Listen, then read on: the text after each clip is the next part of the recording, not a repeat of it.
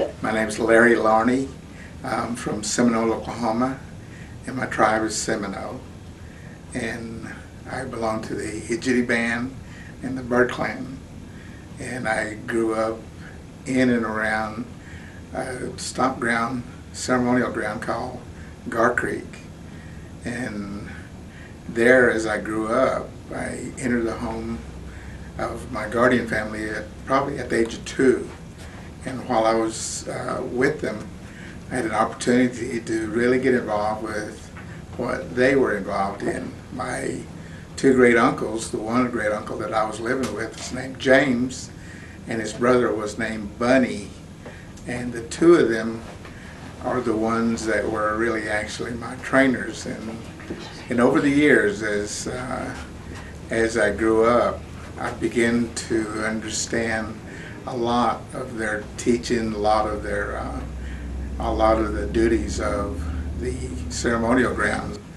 The green corn ceremony that Brian has pictured and drew, I know I've seen his early sketches.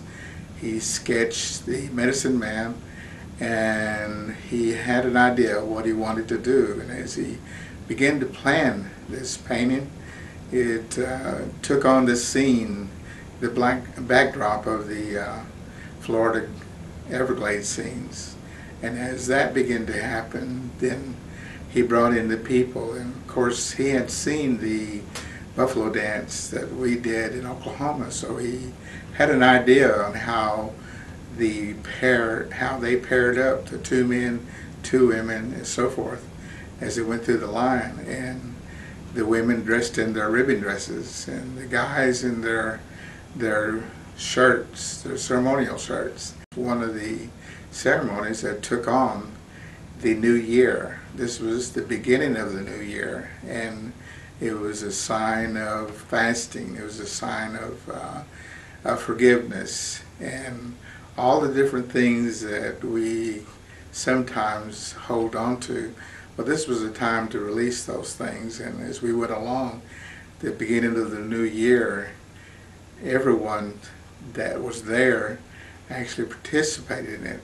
And it was a great time because this was the day of the ripening of the corn. And this began the event. Those were just some of the samplings of those things. But back to Brian's art, he really did research, and he always have researched every painting that he's ever done. And he's actually taken the pains to read, look at the old, I guess, the pencil drawings of the early individuals that trace the events back in history. Bodner is a name that has come up several times. But there were several of them that actually did a lot of pencil drawings about our people. And when I say our people, they went through the Southeast. And you were able to witness some of the things that they drew the pencil drawing about. And some of those Brian was able to look at. He never took time out to do exactly how those particular artists, because he believed in doing his own. So even though as he looked at these art, it was like looking into the European art and like Michelangelo, and he's one of the ones that he really liked because of the way he painted the clothing, the folds in the clothing. If you examine some of his paintings, you will see those folds in the dresses.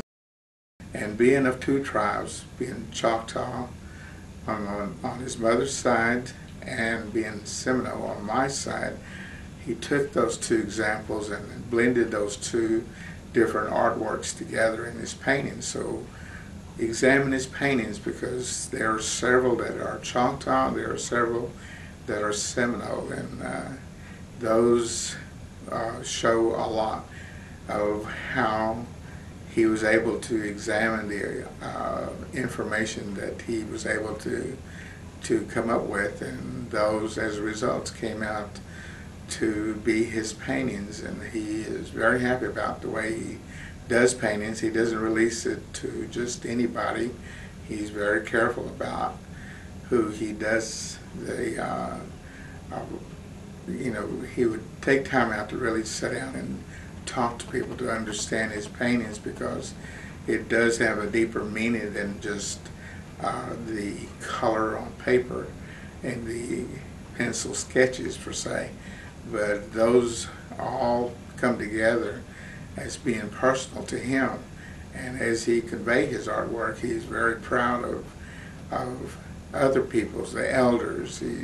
He's able to get good responses from several of those people that he has come in contact with, and they share with him that they appreciated someone doing artwork that is not very well seen in most places. It was artwork in when you call traditional. He does those type of things. So everything that is employed in his paintings are traditional clothing, or traditional jewelry, or traditional belts. And so he's able to incorporate those things into it. And if you do some research on some of the articles in his paintings, they are very old, and he was able to incorporate those in order to make his paintings. So you'll enjoy sitting down with him and talking to him about the several different points and how he came up with his reasoning for painting the way he does. But Peggy and I are very proud of him for what he has done.